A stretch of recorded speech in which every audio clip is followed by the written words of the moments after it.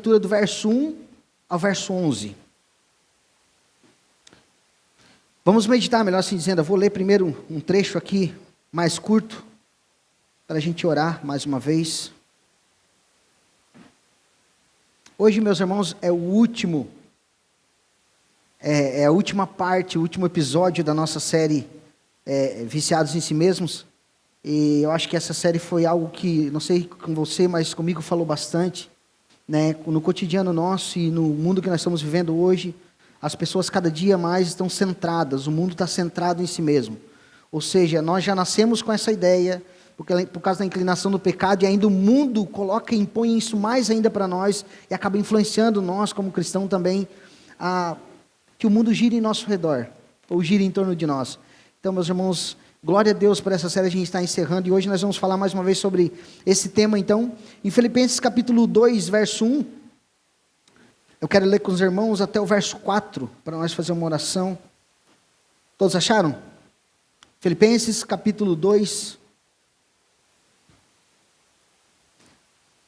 verso 1 diz assim: portanto, se existe alguma exortação em Cristo, alguma consolação de amor, alguma comunhão do Espírito, se há profundo afeto e sentimento de compaixão, então completem a minha alegria, tendo o mesmo modo de pensar, tendo o mesmo amor e sendo unidos de alma e mente.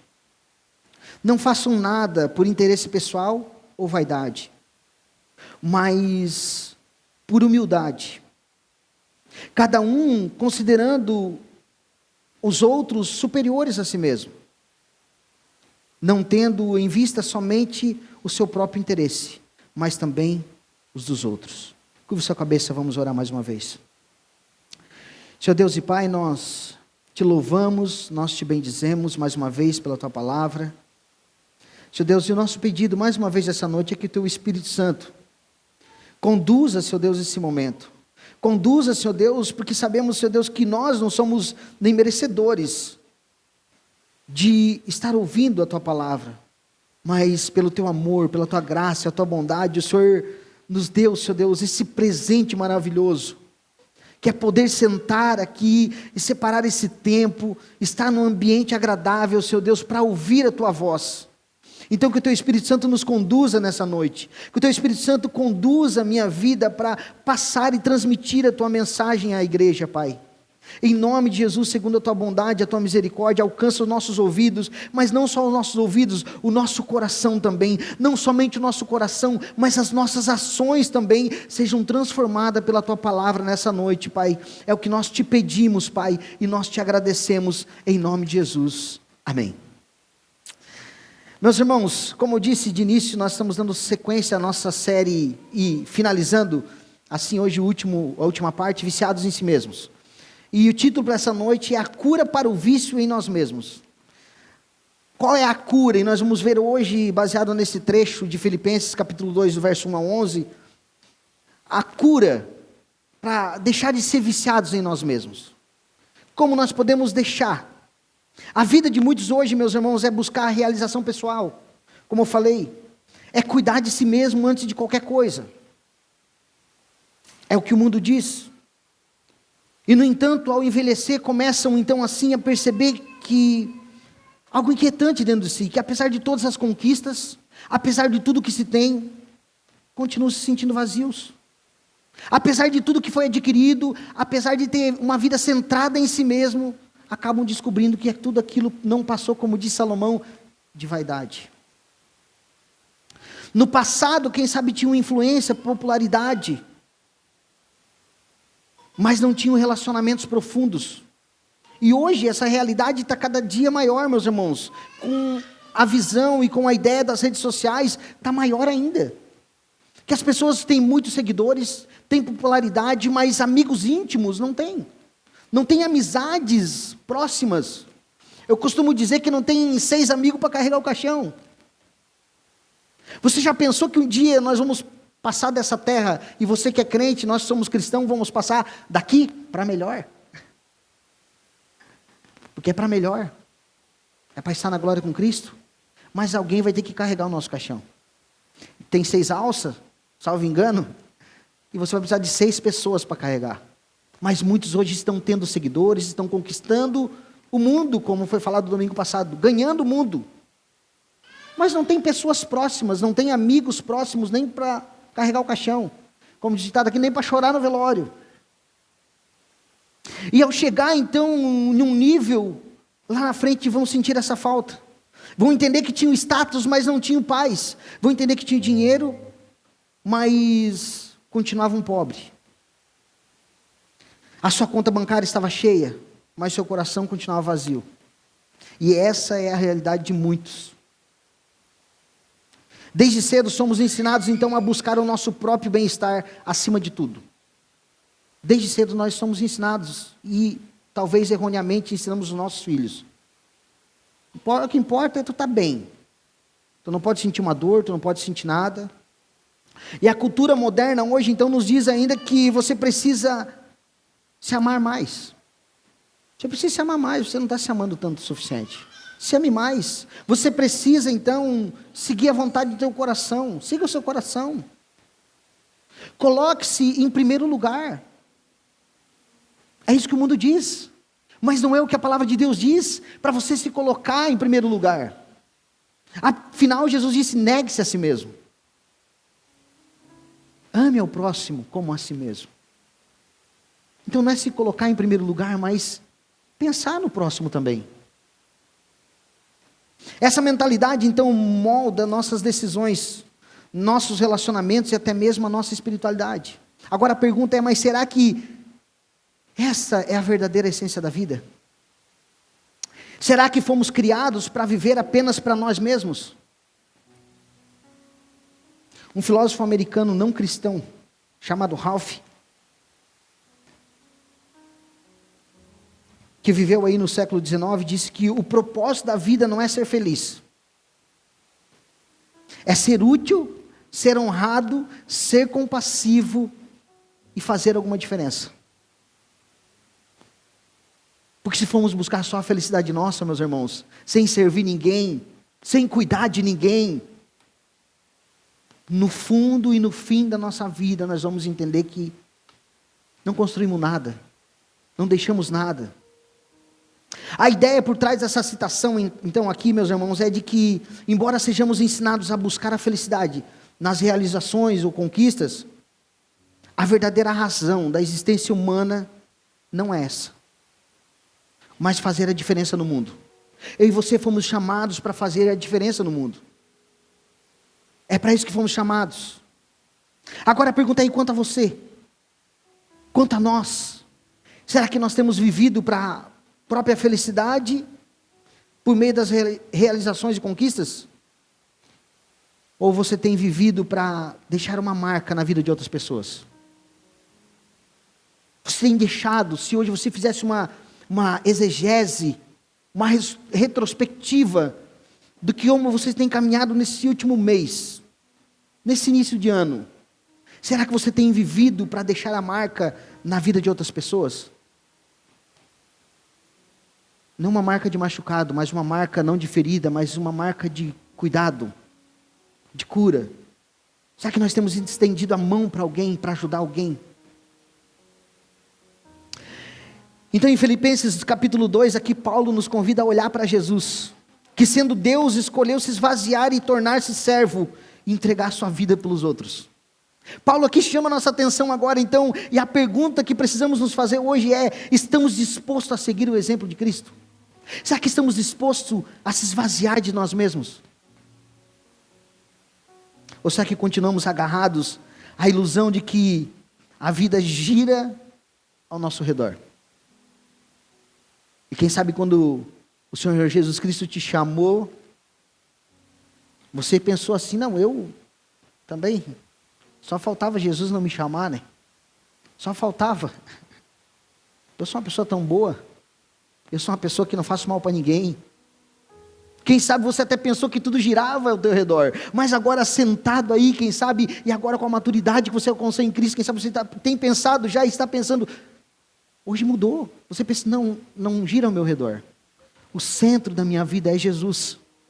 Então eu faço a vontade dele, e não mais a minha. Mas vivemos em tempos então que o serviço ao próximo tem sido trocado pela autopromoção. As redes sociais se tornaram então uma vitrine do ego. O vício em si mesmo e o desejo por reconhecimento ofuscaram o chamado de amar o próximo. O evangelho para muitos deixou de ser um convite para negar a si mesmo e tornou-se então um meio para alcançar a realização pessoal, para construir seu próprio castelo. Meus irmãos, não precisa ir longe. Nós temos redes sociais. Quantos pastores que não estão preocupados com as ovelhas, não estão preocupados em falar pouquíssima da verdade, não estão pregando a palavra de Deus, eles estão falando das suas conquistas, estão falando que você tem que conquistar mais, você tem que fazer mais, aqui. E por que eles querem ganhar mais? Eles não falam a verdade porque eles têm medo que as pessoas saiam. E nós estamos vivendo mesmo hoje em dia, meus irmãos, o que a palavra de Deus diz. O que Paulo disse na carta ao Timóteo: chegará tempos em que terão comichão nos seus ouvidos e procurarão mestres para si mesmo, que falem aquilo que dá tranquilidade, ou lhe dá comichão nos ouvidos, aquilo que traz paz para eles. Nós temos vivido isso, então não é mais um negar a si mesmo, mas é faça aquilo que você sente no coração. Então, diante disso, a pergunta é: você está disposto a esvaziar-se de si mesmo e viver o exemplo de Cristo, nosso Senhor? Então hoje nós vamos mergulhar aqui em Filipenses, meus irmãos, capítulo 2, nessa carta maravilhosa, e descobrir como podemos romper com esse vício em nós mesmos, e viver para algo maior, inclusive, que proporciona prazer, e prazeres muito maior do que os prazeres que o mundo nos oferece. Servir ao Senhor, muitas vezes, negar a si mesmo, parece algo que você vai ver. Tem gente que não, o Senhor Jesus está chamando, tem gente que Jesus chama para se batizar, tem gente que Jesus chama e falando: olha, eu te chamei, você está salvo em mim, sirva a mim. A pessoa fala: não, mas eu vou perder tudo, eu não vou mais poder viver. Na verdade, eu acho que ser crente não tem nada a ver com felicidade e alegria, eu acho que vai ser só tristeza. E talvez, meus irmãos, um pouco dessa culpa nós carregamos. A culpa de, quem sabe, não sermos pessoas felizes, porque era para nós transparecer a alegria que é servir a Cristo. A alegria que é não esperar nas coisas de hoje, que a traça, a ferrugem corrói, e que vai-se embora. Mas esperar em Cristo, que nós temos uma alegria verdadeira. A nossa alegria não acaba quando o copo acaba no fundo. Quando chega ao fundo do copo, melhor assim dizendo. Não se acaba ali, a nossa alegria não é passageira, a nossa alegria é eterna e precisa ser representada, transparecer para essas pessoas. Então o Senhor tem prazeres e prazeres eternos para nós, muito maior do que os que temos vividos nesse mundo. Então nós vamos entender o que significa mesmo ter a mesma atitude de Cristo, quando Paulo fala aqui, e como isso pode transformar a nossa vida, a nossa igreja, o mundo ao nosso redor. Então a ideia central, meus irmãos, do que vamos meditar nessa noite aqui, é que a cura para o vício em nós mesmos é a humildade. A cura para o vício em nós mesmos é a humildade. E o primeiro ponto é esse que nós vamos ver. A humildade como marca do verdadeiro cristão. É o texto que nós lemos já, de Filipenses 1-4. Nós vamos analisar esses versículos juntos.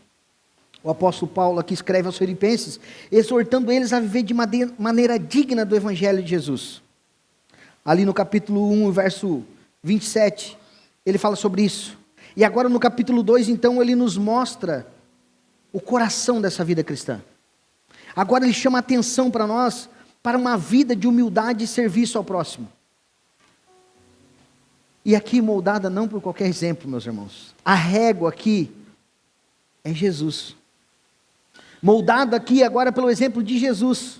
E para isso, então, ele inicia a exortação com 4 verdades fundamentais. A primeira ali em Filipenses capítulo 2, verso 1, diz: portanto, se existe alguma exortação em Cristo, alguma consolação de amor, alguma comunhão do Espírito, se há profundo afeto e sentimento de compaixão. Paulo começa aqui uma série de si, que na verdade são afirmações que ele está fazendo. Ele está dizendo: se vocês já experimentaram o consolo da graça de Cristo, se já sentiram o amor de Deus, se o Espírito Santo já trouxe comunhão e compaixão aos seus corações, então há um chamado para vocês: viverem em humildade. Aqui então está um pouco da essência. A humildade não nasce de um esforço humano, mas de uma intimidade com Cristo.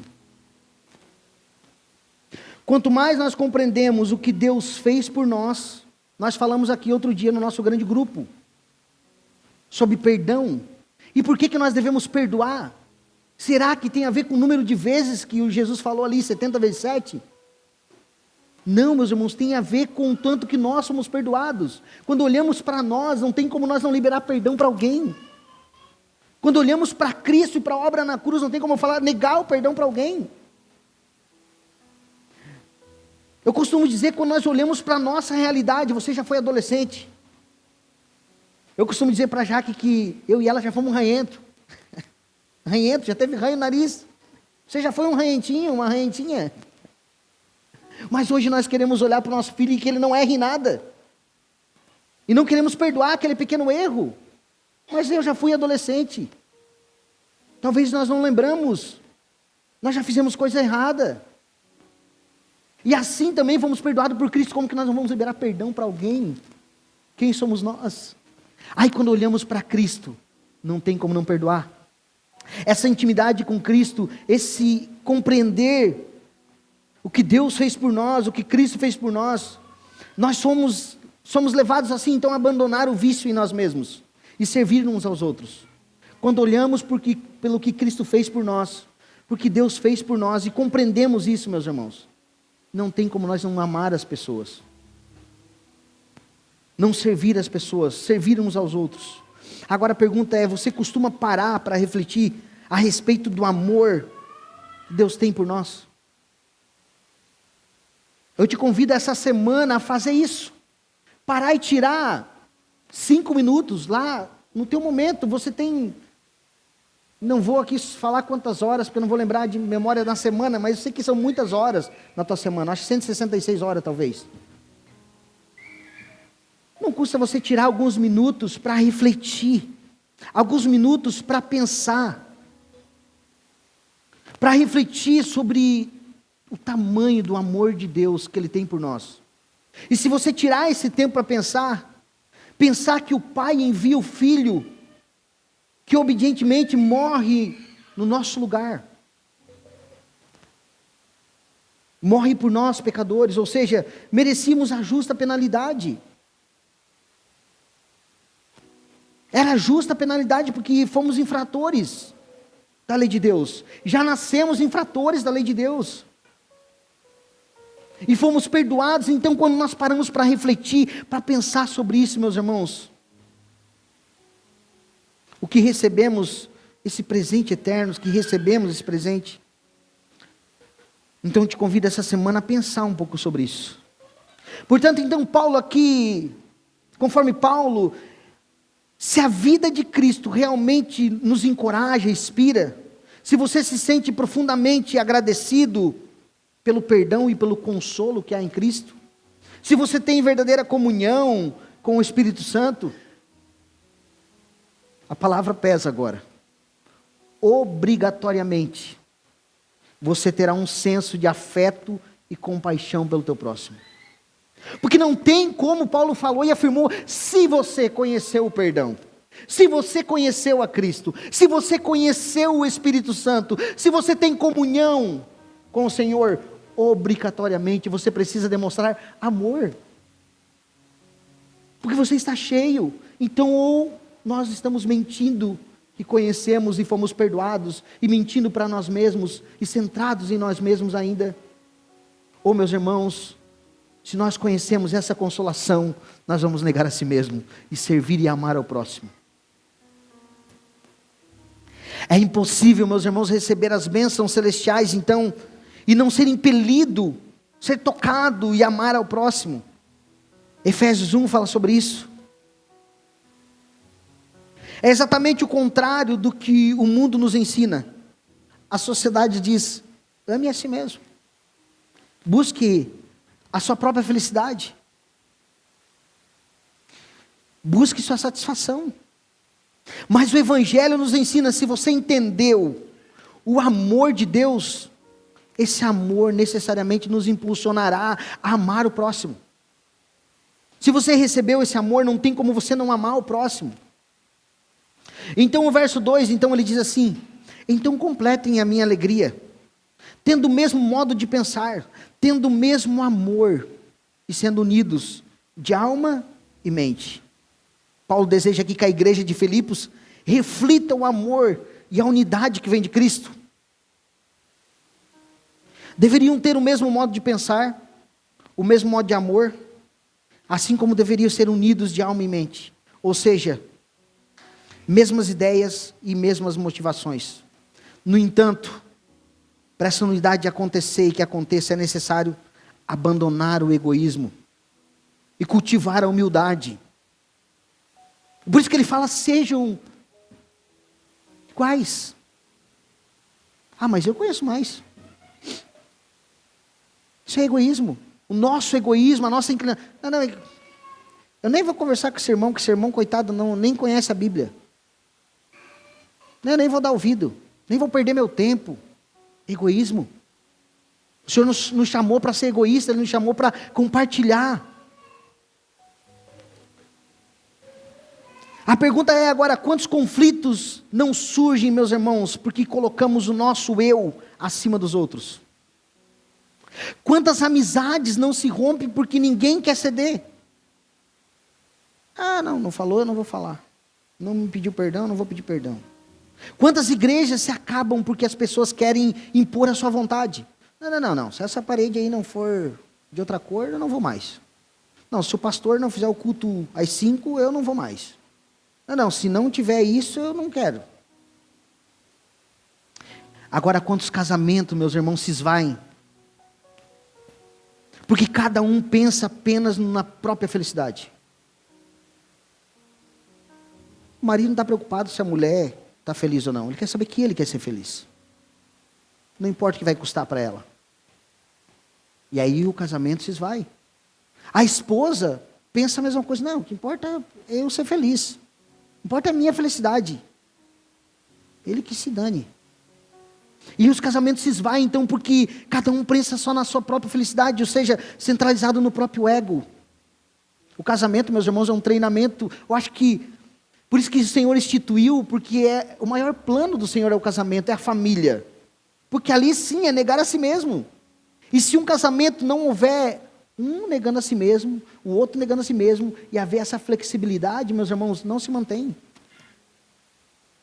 Ou vira verdadeiramente um inferno. Quando vocês menos percebem, um está dormindo de costa para o outro, o inimigo está no meio. Quando você menos percebe, você dorme num quarto, a esposa dorme no outro. Vocês estão agarrados com o capeta literalmente, porque é o que a palavra diz. Não é eu que estou inventando isso. A palavra diz que quando o casal se afasta, o inimigo se aproveita da brecha. Então a humildade aqui é essencial para qualquer relacionamento saudável. Sem humildade, casamento desmoronam. Sem humildade, amizades se tornam superficiais. Sem humildade, igrejas se tornam campos de batalha. Agora imagine então, meus irmãos, um maestro regendo uma orquestra. E cada músico aqui tem um instrumento diferente. Imagine isso em relação à igreja. Cada um toca um instrumento. E o Senhor está regendo essa orquestra. Falando, é assim que tem que ser. Tá. Mas aí, de repente, um fala, não, sabe uma coisa, eu vou tocar do meu jeito. Não, mas está ali, segue ali a partitura, né? Segue ali, está ali, levantou aqui, tem que... Levantou a batuta, o nome daquela varetinha, é aqui. Não, eu vou fazer do meu jeito. Imagine que caos, meus irmãos. Que música linda que vai ficar. Vai ficar horrível.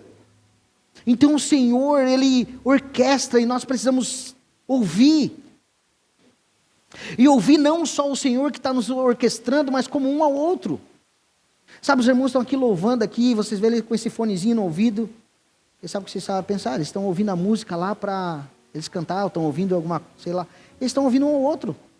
Eles precisam ouvir um ao outro. Porque se eles não ouvir um ao outro, um toca de um jeito, outro toca de outro, um toca num tempo, outro toca no outro, e fica horrível. Então eles precisam se ouvir. Assim nós, como igreja, também precisamos ter essa humildade, meus irmãos, de ouvir um ao outro.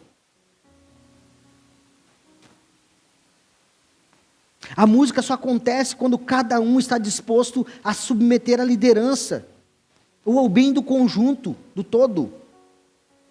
Eu não gosto muito dessa música aí não. Eu só sei tocar em dó, eu não quero nem saber. Só os músicos vão entender, né? Vai ter que aprender a tocar em ré. Da mesma forma, então, meus irmãos, a vida cristã, ela só pode refletir a glória de Deus quando abandonamos o desejo de tocar sozinho. Quando nós abandonamos o desejo de tocar sozinhos e aprendemos a viver um para o outro. Aí a coisa acontece. Agora imagina se nós da Batista aqui de Treviso vivêssemos uma unidade de tal forma. Todos na nossa igreja tivessem as suas necessidades materiais e emocionais e espirituais supridas. Se somássemos força para que a nossa cidade ouça o Evangelho.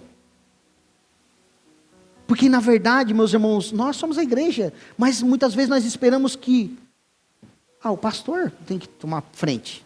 O pastor que tem que fazer alguma coisa. Mas não, meus irmãos, nós fizemos parte dessa igreja, você faz parte do corpo de Cristo, você recebeu dons e talentos, o Senhor está esperando, você fala assim, eu vou fazer alguma coisa. Se reúne, junta com 2, 3 e começa a fazer um momento de oração. É como nós estávamos falando hoje, os pequenos grupos, nós fizemos aqui um mês, o grande grupo, meus irmãos.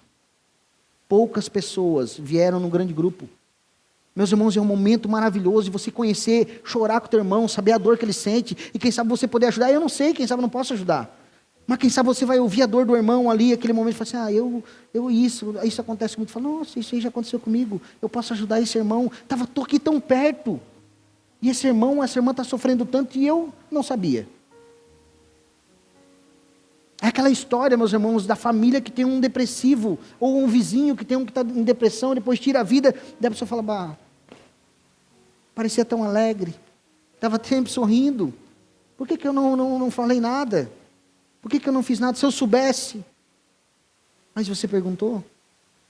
Então é se colocar à disposição. Então imagine, meus irmãos, se nós tomássemos força como uma igreja, como Paulo diz aqui agora, de uma única somente.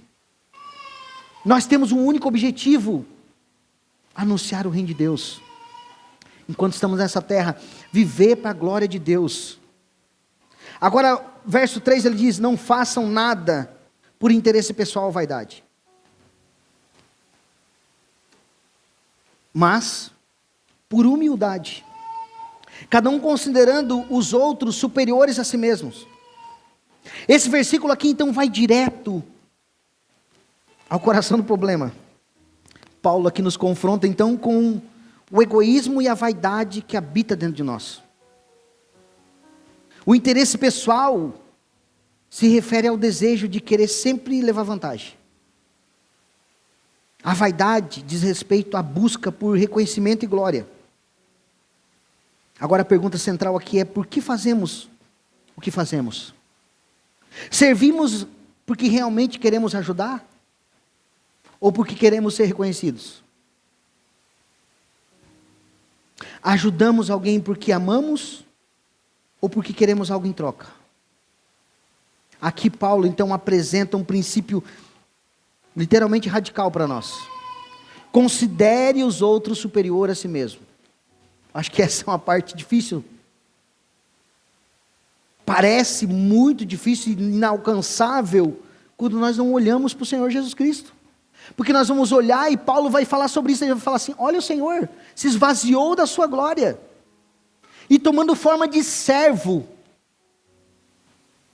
É um exemplo para nós. Então, se nós conhecemos mesmo, se temos o Espírito Santo, se recebemos o consolo e a salvação que veio do Senhor, aí fica fácil. Aí fica mais fácil.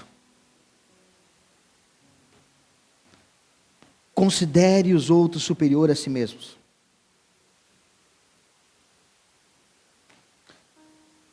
Sabe o que eu gosto, meus irmãos, quando eu vejo um jovem conversando com um idoso? Eu gosto de ver isso. E às vezes eu já tive a oportunidade de conversar com um idoso que tem algum problema psicológico, já não é psicológico, desculpa, perdão. Alzheimer, é isso que esquece? Alzheimer. Problema, eu não sei, cerebral? Talvez seja isso. Como? Neurológico? Obrigado. Eu já tive essa oportunidade, meus irmãos, de conversar e a família vinha tirar a pessoa de perto de mim. Por vergonha. E eu não ter vergonha. E eu gostar de conversar. De ouvir. E como eu falei, como eu gosto de ver um jovem conversando com uma pessoa idosa. Porque aquilo ali tu vê que o jovem já está aqui a milhão, ele já sabe tudo aqui, daí de repente ele está lá ensinando a avó, o vô. Não, vó, é aqui, ó. É assim, é tal. Eu falo, eu sei de tudo, essa velha não sabe de nada, isso aí já estão atrasados. É humildade. É o que Cristo espera de nós, meus irmãos, entre nós e com as pessoas que estão chegando agora. Aí muitas vezes a gente já quer chegar e já... O irmãozinho começou agora, fez alguma coisa errada, fala assim, sabe uma coisa, já vou dar uma paulada. Não, irmãos, calma. Você também começou, você também engatinhava, você também era ranhentinho, tu andava com... Só os mais velhos que vão lembrar dessa época, né? Que andava com risco aqui assim na cara, ó. Aquele risquinho seco aqui assim, ó, passava a mão no seu braço, ó. Também já foi assim. Também já pisou na lama. Também já se sujou. Mas muitas vezes nós olhamos para a nossa perfeição. Não, eu sou é isso aí. Tem jeito mesmo. Eu vou lá dar logo nos dedos que é para nunca mais aparecer nem na igreja.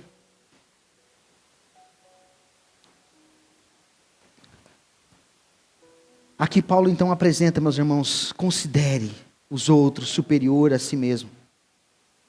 Isso não significa que devemos então ter uma visão distorcida de nós mesmos, mas que devemos abandonar o desejo de sempre estarmos no centro e olhar para os outros com valor e dignidade. O escritor Larry Crabb, ele fala o seguinte: nosso maior problema não é a falta de autoestima, mas sim o excesso de foco em nós mesmos. A cultura atual nos ensina que devemos buscar a autossatisfação, mas o Evangelho nos ensina que a verdadeira alegria vem quando nós vivemos para Deus e para os outros. Experimente servir alguém. Você acha que você é alguém insignificante? Ou se tu sente que o teu ego está muito exaltado? Humilhe-se. Vai servir alguém. Como é que diz aqui na nossa região? Vai capinar um lote. Alô, vizinha, posso dar uma ajuda aí?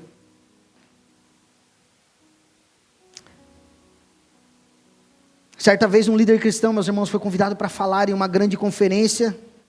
E no final, em vez de ir para os holofotes ali, tirar foto com o pessoal, ele foi visto recolhendo as cadeiras e limpando o chão mesmo, ajudando o pessoal ali a fazer a limpeza.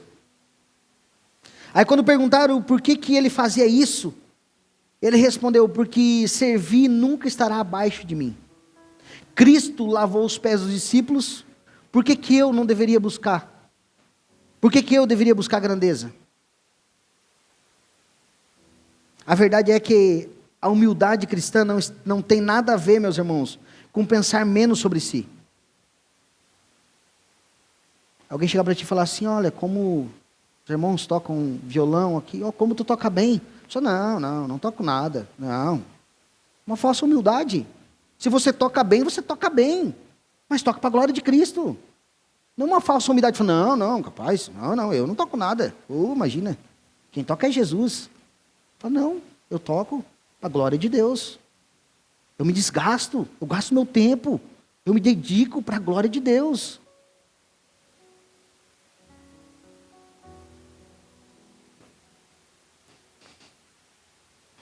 Então o que Paulo aqui nos ensina aqui é que a verdadeira maturidade cristã se manifesta em uma vida que não gira em torno de si próprio, em torno do próprio eu, mas que se volta para Deus e para os outros.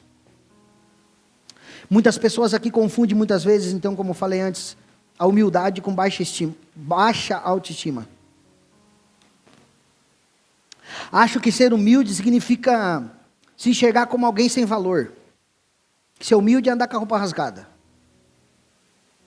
Ser humilde é se fazer de pobre. Ser humilde é andar sujo. Ser humilde é não cortar o cabelo. É porque eu sou humilde. Rasgado, com chinelo velho, sempre sujo. Não, meus irmãos, não é ser humilde, é confundir o que é humildade realmente. Então muitos confundem e acham que a humildade significa enxergar como alguém, se enxergar como alguém sem valor, sem talentos ou sem importância. Mas isso não é verdade. A humildade bíblica não é se diminuir, mas reconhecer que somos quem somos diante de Deus. E a partir disso, então, viver para a glória dEle. É reconhecer que você tem um talento, sim. E você desenvolver esse talento para a glória de Deus. É usar aquilo que o Senhor te deu para o serviço, para servir a Ele. É usar os dons, os talentos para servir o Senhor e ao seu próximo. O humilde reconhece que tudo o que tem vem de Deus. Mas ele não diz eu não sei. Ele diz eu sei, porque o Senhor me deu. Eu tenho porque o Senhor me deu. Eu faço porque o Senhor me chamou. E Ele tem me dado capacitação para isso. Ele não precisa se exibir ou competir por reconhecimento. Meus irmãos, e aqui está um ponto-chave no casamento. Volto para o casamento de novo. Competição dentro do relacionamento. Se você compete com teu marido, ou a esposa compete com o marido com a esposa, vai dar problema. Vocês não são uma competição, vocês não estão lutando um contra o outro. Vocês são uma dupla. Afinal, a palavra diz que vocês são uma carne só. E assim que você fere a tua esposa com a palavra, é como se você tivesse dado um tapa na tua própria cara. Assim como a esposa ofende o marido, é como se ela tivesse batido em si mesmo. Faz mal para ela. Então não é uma competição um contra o outro. Vocês têm um inimigo em comum, que é o inimigo da nossa alma. Esse é o inimigo em comum que vocês têm. Enquanto não entender isso, pode ter 50 anos de casamento, vai ser sempre uma divisão dentro de casa.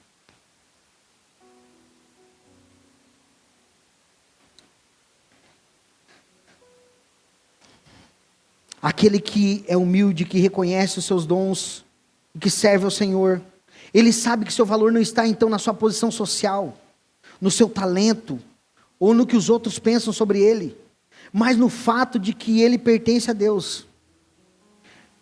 E verso 4 aqui, ele diz assim: não tendo em vista somente os seus próprios interesses, mas também os dos outros. Paulo não diz que devemos ignorar o nosso próprio interesse. Não está falando para você, não, então, eu tinha interesse, eu estou pensando em fazer uma faculdade, eu estou pensando em abrir uma empresa, eu estou pensando em fazer isso, fazer aquele outro, então vou abrir mão disso. Não. Não abra mão, continue fazendo.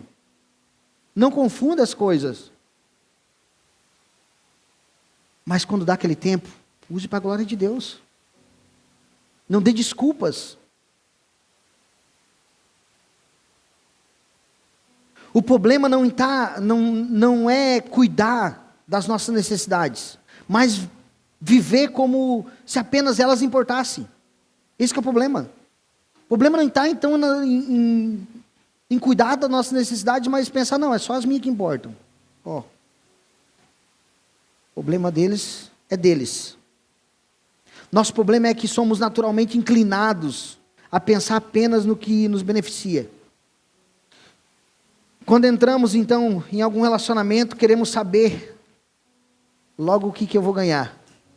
Quando ajudamos alguém, queremos reconhecimento. Quando servimos na igreja, queremos ser notados. Mas o amor verdadeiro não busca nada em troca.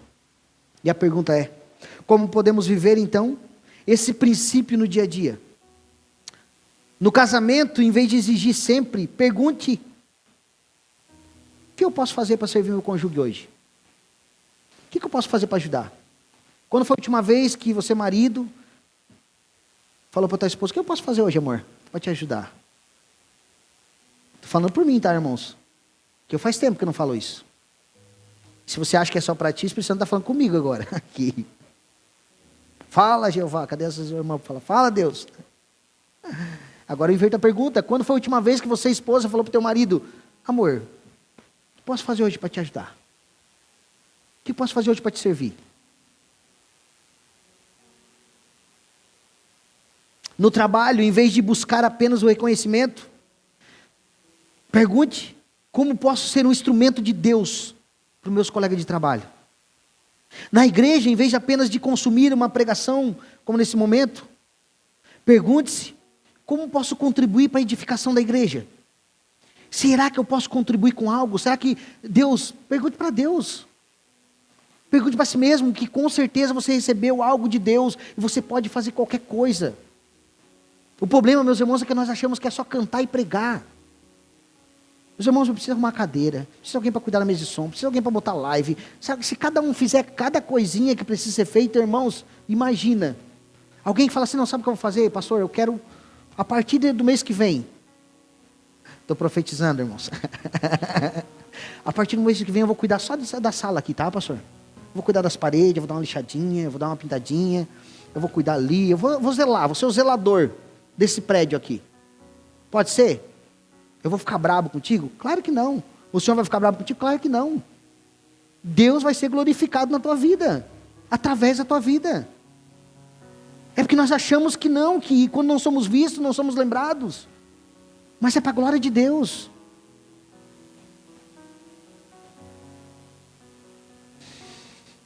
Então, meus irmãos, a humildade não é natural para nós. Vivemos em uma cultura que ensina que precisamos lutar pelo que queremos, garantir a nossa posição e buscar a nossa felicidade.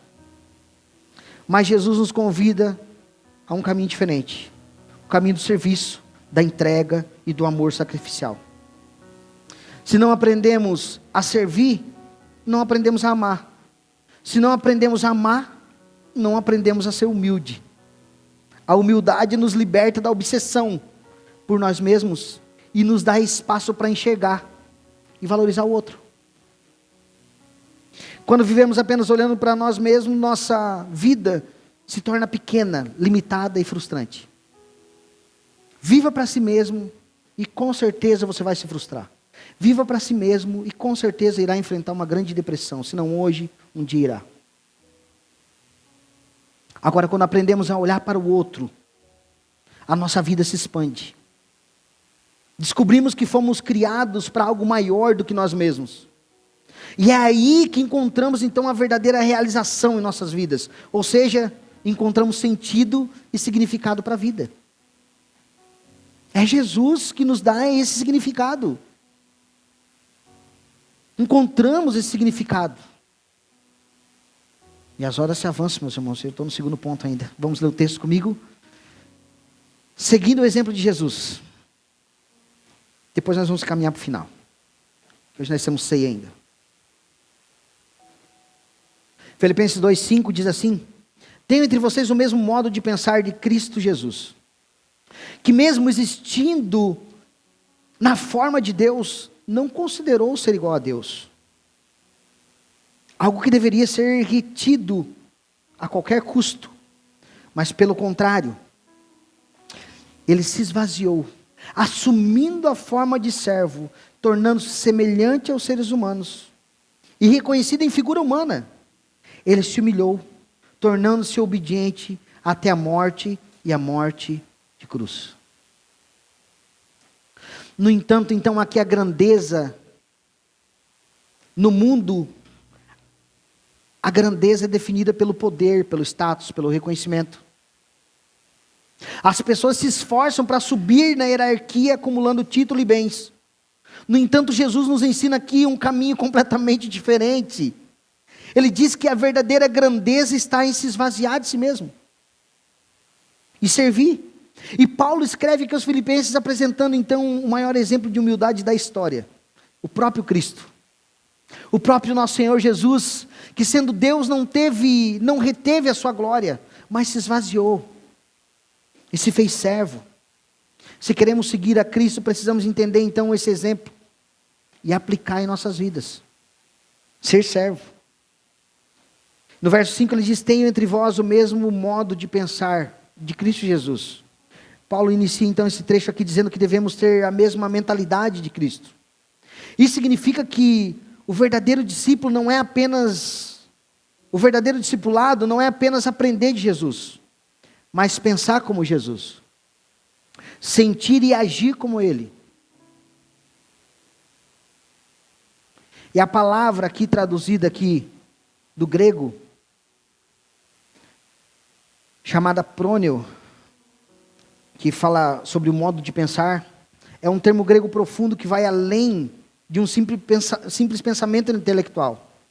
Seu significado aqui envolve o modo de pensar, sentir e agir. Quando ele fala aqui, o modo de pensar, não está apenas falando só do modo de pensar, mas de sentir e agir. A diferença das traduções bíblicas aqui capturam vários nuances aqui.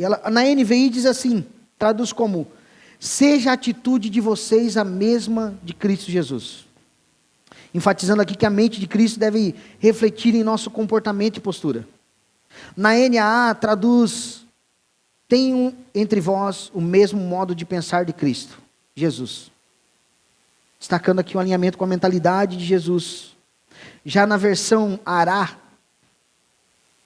Almeida Revista e Atualizada, utiliza aqui a tradução dizendo: tende em vós o mesmo sentimento que houve também em Cristo Jesus. Ressalta aqui então a humildade e a entrega de Jesus Cristo. Que não for apenas uma decisão racional, mas um sentimento profundo de renúncia. Portanto, então, se desejamos realmente ser seguidores de Jesus, meus irmãos, devemos buscar imitá-lo em sua forma de sentir, pensar e agir.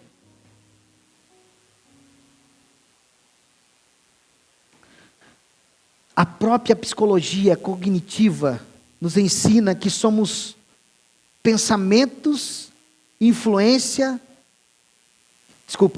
que nossos pensamentos influenciam nosso sentimento. E os nossos sentimentos moldam nossos comportamentos. Vou repetir para você entender, porque eu já li errado no início. A psicologia cognitiva nos ensina que os nossos pensamentos influenciam nossos sentimentos. Se você começar a pensar em coisa ruim aí, com certeza você vai começar a chorar. Ou vai ficar com raiva, com rancor. Agora os nossos sentimentos moldam o nosso comportamento. Se você começar a lembrar de coisas do passado e começar a ficar com raiva, sentimento de ódio, de rancor, com certeza suas ações não serão boas. Alguém vai falar contigo e vai falar assim: o que deu aí que está com a cara fechada? Parece que chupou limão. Os pensamentos influenciam os sentimentos e os nossos comportamentos, as nossas ações. Então o chamado de Paulo aqui para termos uma mentalidade de Cristo se alinha a essa compreensão, pois não se trata apenas de adotar novos pensamentos, mas de transformar o nosso interior, de maneira que os nossos sentimentos e ações reflitam a vida de Cristo. Verso 6, da mesma que mesmo existindo de forma de Deus, não considerou ser igual a Deus, algo que deveria ser retido a qualquer custo. Aqui Paulo então apresenta a doutrina do kenosis, que é o esvaziamento de Cristo. Mas do que exatamente Jesus se esvaziou? Você já se perguntou? Será que Jesus deixou de ser Deus naquele momento? Não foi da sua divindade que Jesus se esvaziou. Ele continuou sendo Deus. Não foi do seu poder. Ele continuou com poder, autoridade sobre a natureza, enfermidades e sobre a morte. Foi do seu direito de ser tratado como Deus. Ele abriu mão da sua glória celestial, da sua honra, da sua majestade. Isso significa que Jesus então escolheu viver como servo, renunciando aos privilégios dele que poderia ser servido, mas ele passou agora a servir. Jesus, sendo Deus, é que aceitou ser tratado como um ninguém. Enquanto nós lutamos por reconhecimento, ele abriu mão do reconhecimento.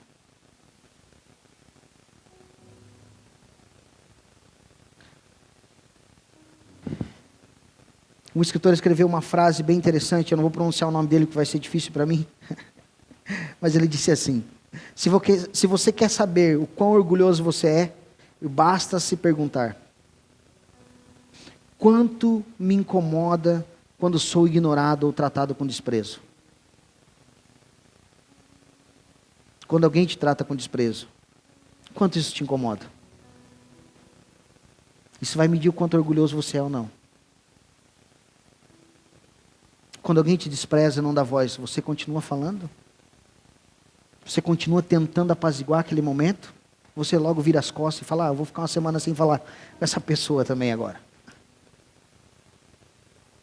Isso reflete o quanto orgulhoso você é.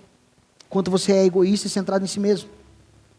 Agora imagina um rei poderoso que decide viver entre os mais pobres de sua nação. Ele tira suas vestes reais, abandona o seu palácio, escolhe viver como um camponês. Ele faz isso não porque foi forçado, mas por amor àquele povo.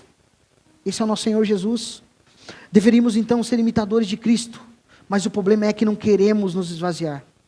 Queremos reconhecimento, queremos nos sentir valorizados, mas Jesus nos ensina então que a verdadeira vida não está em receber, mas em dar.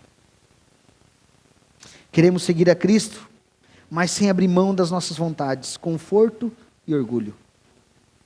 Nós queremos ficar com tudo isso na mão ainda. Queremos um cristianismo que se encaixa à nossa vida, e não uma vida que se submete ao senhorio de Jesus. Paulo aqui nos desafia então que, se queremos ser como Cristo, precisamos aprender a nos esvaziar de nós mesmos.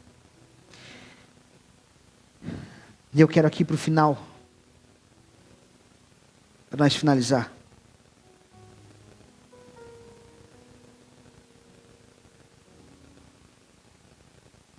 A cruz, meus irmãos, era a forma aqui, a qual Jesus enfrentou o mais humilhante de morte no mundo romano.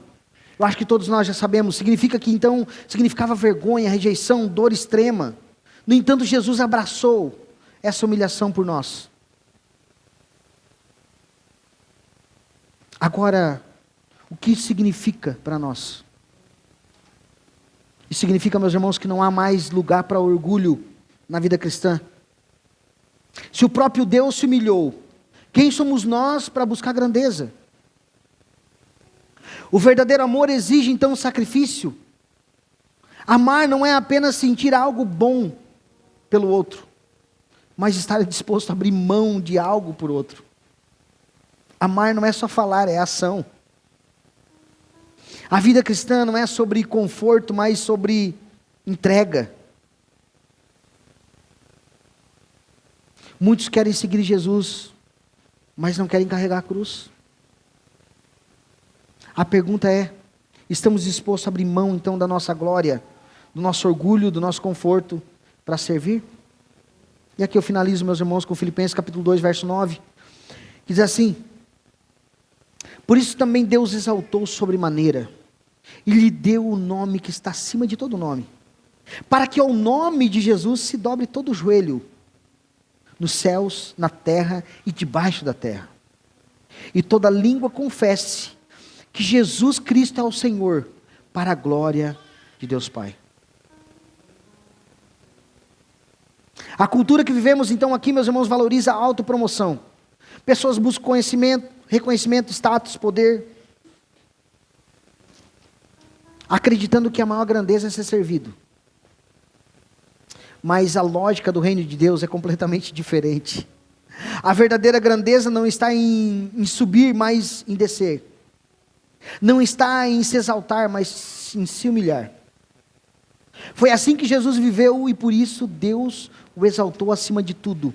E Filipenses 2, 9 ao 11 nos mostra que a humildade não é o fim, mas o caminho para a verdadeira glória. Paulo nos ensina então aqui que a humilhação de Cristo não foi o fim da história. A sua obediência até a cruz resultou em sua exaltação suprema.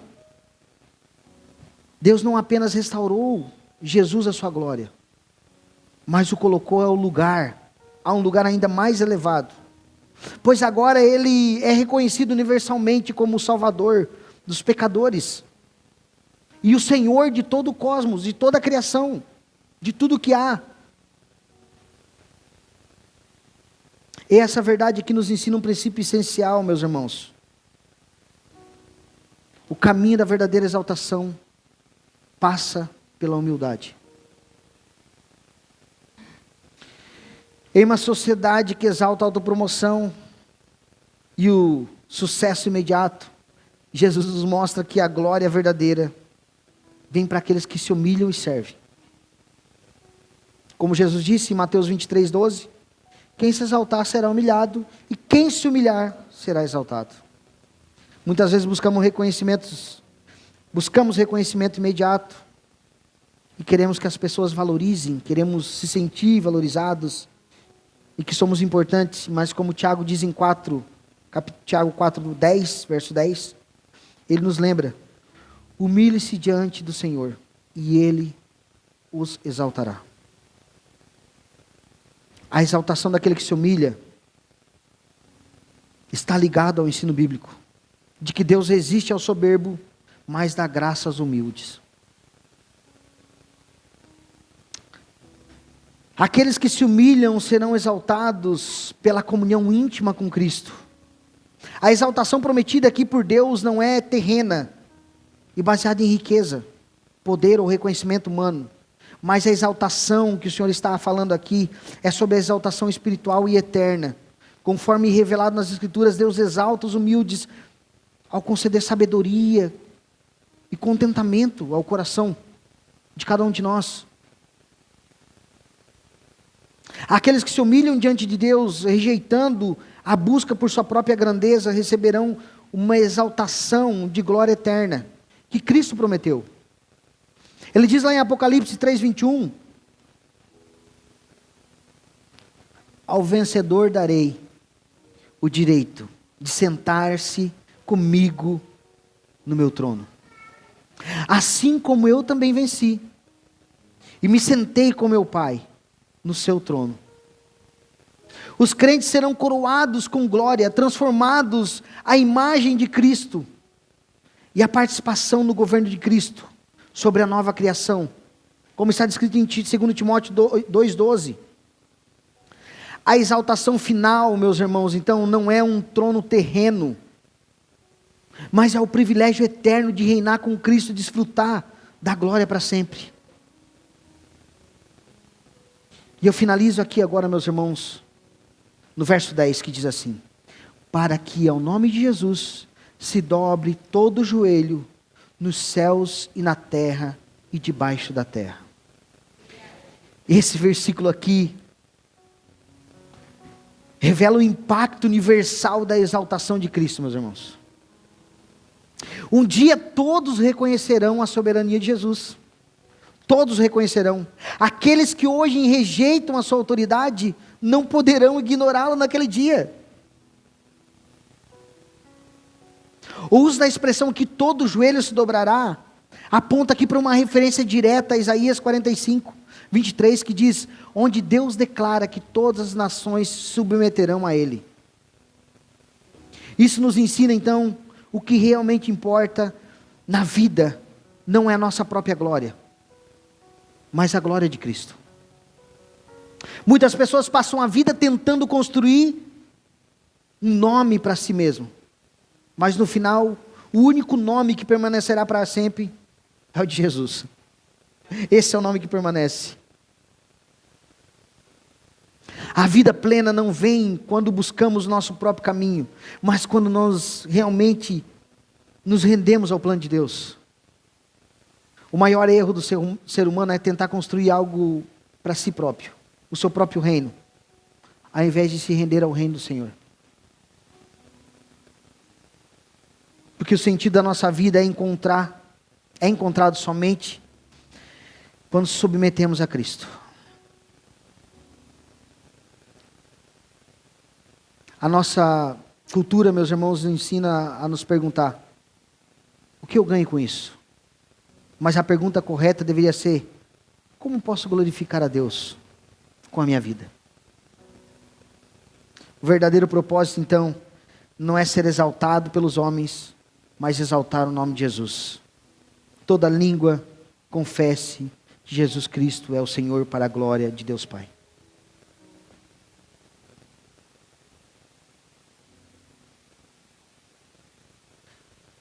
Não haverá dúvidas, meus irmãos, ou questionamentos sobre a autoridade de Jesus naquele dia. Os que o seguiram neste dia e que seguiram Ele nesta vida farão isso com alegria e com reverência. Nós, naquele dia, confessaremos Jesus com alegria. Mas muitos naquele dia confessarão o Senhor com pesar, dizendo: por que eu não confessei antes?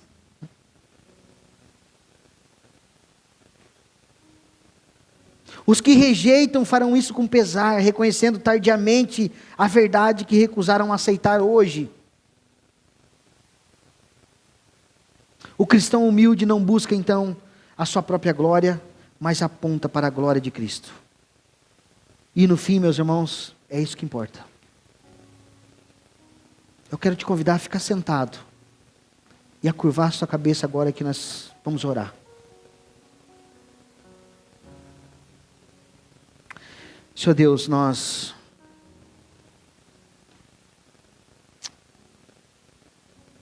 se colocamos mais uma vez, Senhor Deus, à tua disposição, Pai. Sabemos, Senhor Deus, que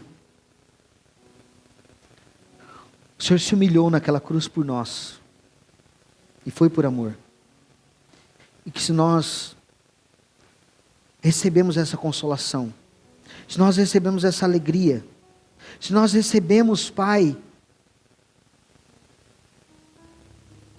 a salvação que há em Ti, Pai, verdadeiramente, se temos o Teu Espírito Santo dentro de nós, a nossa resposta deve ser em amor ao Senhor, servir ao nosso próximo,